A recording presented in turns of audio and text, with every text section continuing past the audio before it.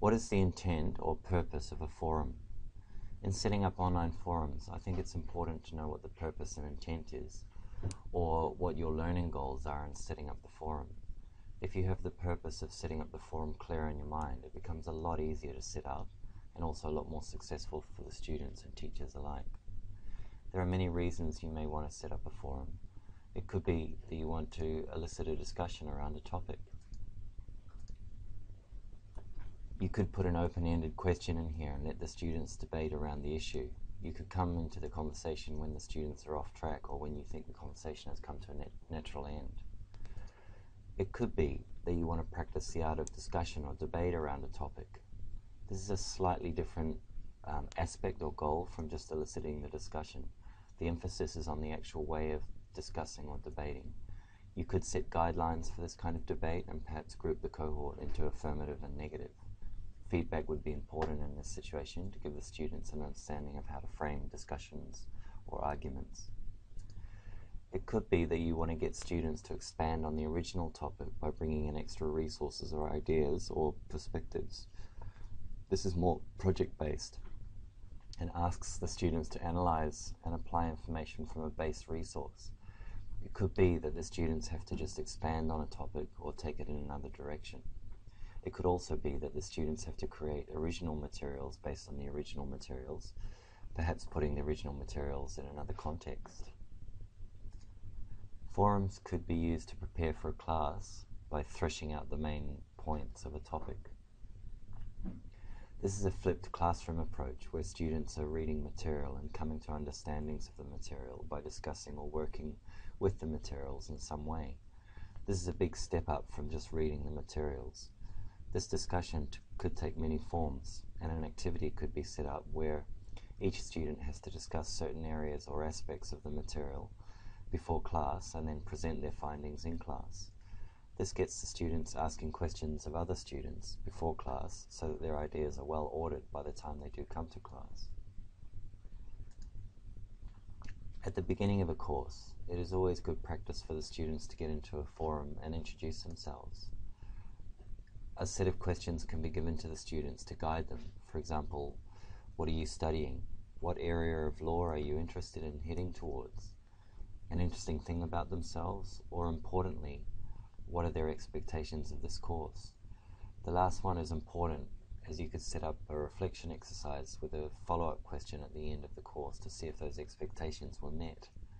This can be good feedback to the teacher to see if the learning objectives have been achieved from the perspective of the student. Introducing each other at the beginning through a forum also fosters a spirit of community of learners. Often students will sit in class and have other students around them that have very similar learning journeys in law, and yet they don't know it. This is a lost opportunity for peer learning throughout their time at the law school. If students can gravitate easily towards others who are studying similar threads of law, then they can team up early in their study life to form strong study groups. They will know who to go to when they need advice or help. They can understand explicitly at the beginning of each course who they will be able to collaborate with. This then leads on to fostering a sense of collaboration in each student's study. It can lead to a natural mentoring system as students go through periods of being more of an expert in a particular aspect of the study than others around them. This allows them to mentor others. In other respects, there may be times when they want to draw on the expertise of others in their study. Forums allow for easy identification of those who could be of help. Forums also allow the teacher to give responsibility of creating the narrative of a forum to the students themselves.